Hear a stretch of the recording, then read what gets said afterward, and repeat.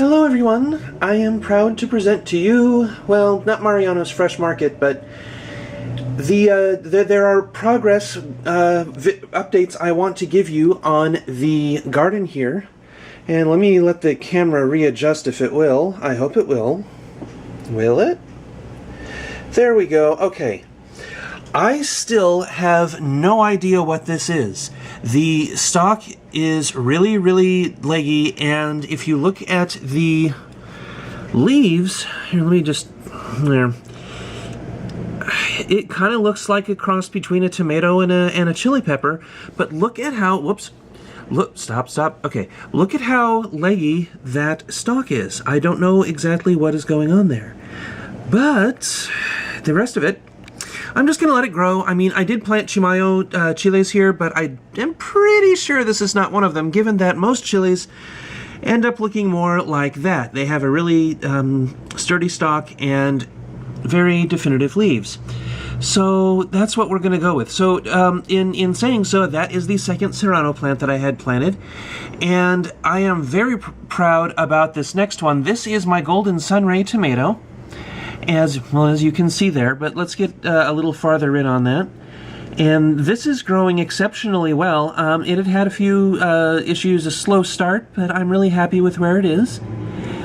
This is one of my pride and joys. This is the New Mex Heritage 6-4 chili, and it has been wonderful. Now, something I'm going to have to ask all of you.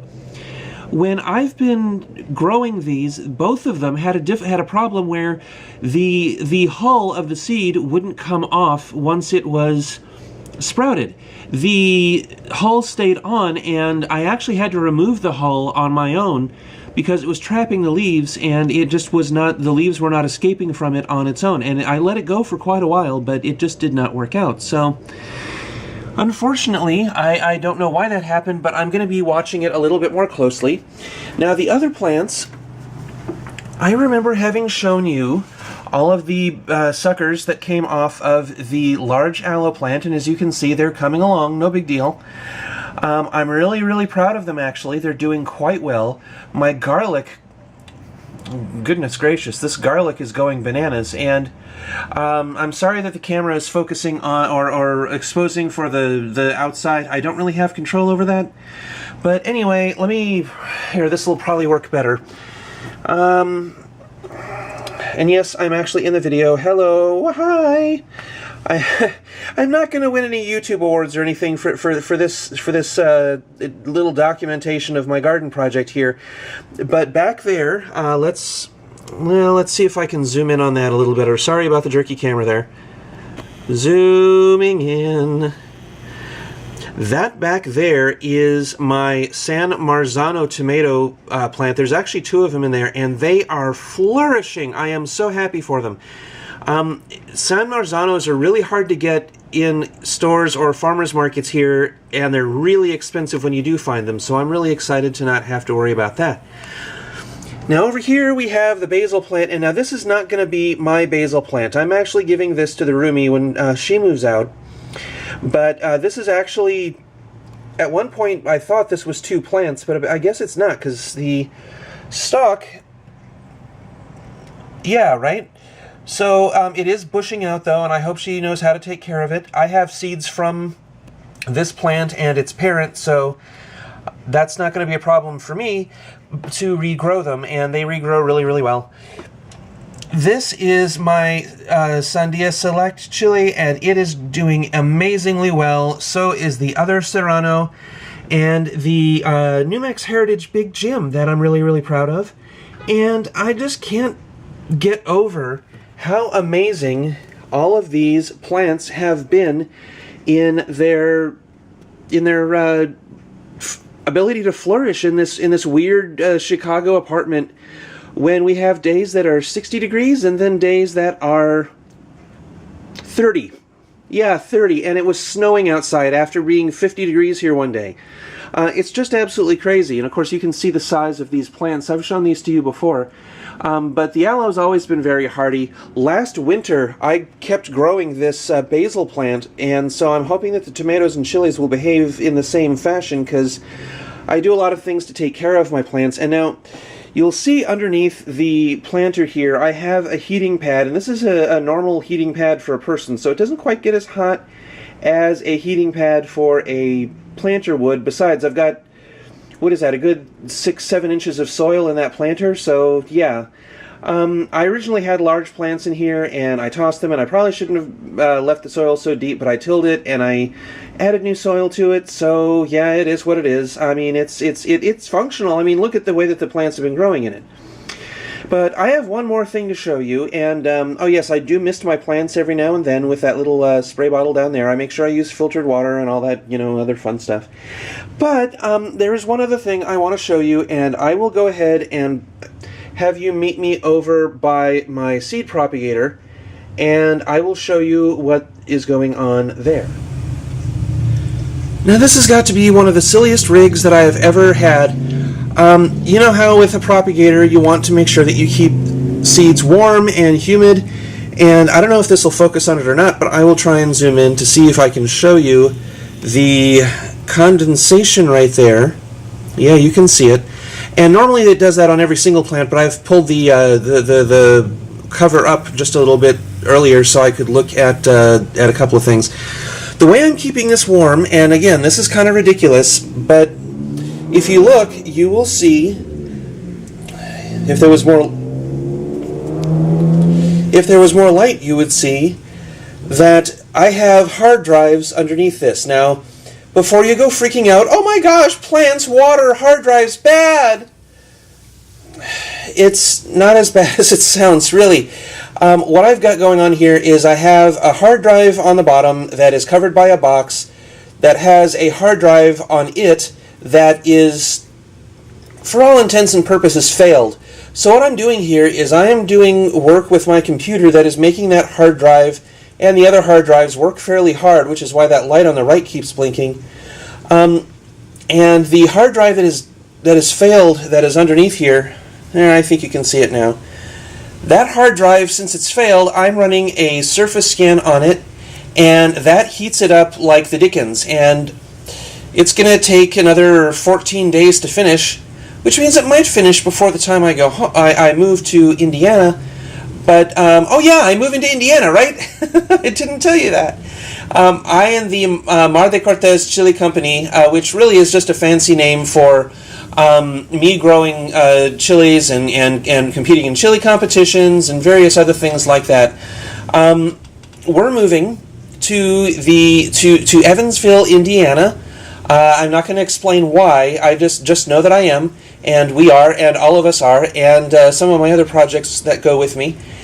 And there's going to be a new setup for all of this when we get there. But this hard drive is working really, really hard, and it is providing the proper heat with the work that it's doing to keep the propagating plants nice and humid and warm. And I am just thrilled at that, and I'm watching them very, very closely. And oddly enough, what's funny about this is that of all the chilies in here, and I've got the 6-4s, I've got the poblanos, the chimayos, and what else is in here? I can't even read my own handwriting. Oh yeah, the Biker Billy Jalapeno and a Scotch Bonnet. The Biker Billy Jalapeno, I'm just curious about. I don't know what I'm going to do with it because I like the taste of serranos better than jalapenos, but what can I do? Anyway, the 6-4 was the last of my chilies in the other setup to actually sprout, and yet it's the first one in this set to actually sprout. And I think what's funny about that is that it took weeks, and I think it's probably because of where it was, you know, with the weird heating in the window and the really deep soil and hard to keep it consistent. It took weeks. It may even taken almost a month to sprout, but this one sprouted in, I want to say, under 6 days. Yeah, actually, I think today is a week. Now that I think about it, today is probably a week from when I planted it. And so that's 7 days. It sprouted 2-3 days ago, and it still has the hull on. I am going to have to remove that again, but for now I'm just letting it do its thing, and I'm going to see if it's going to do it on its own. But if it starts to have trouble, I'll go ahead and take the hull off. But it's really, really exciting, and this setup is working really well, especially since this area traps the heat really well. So I wanted to show you that, and that's what's going on in my garden, as it were, today. And I hope to have something better for you all the next time. But aren't those chilies in the dining room great?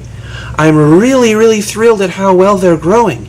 And it makes me smile every single night when I go over there to turn off the lights, and every morning when I get up to turn them back on, that I've got this wonderful green, and it's just beautiful. It just makes me smile. So my joy is your joy, and I hope you're enjoying these videos, even though I'm not really a gardener. I'm a geek, and but I hope that they're fun for you to watch, even though I drone on quite a bit. So that's really it. I will talk to you next time, hopefully with a better update and something a little bit shorter.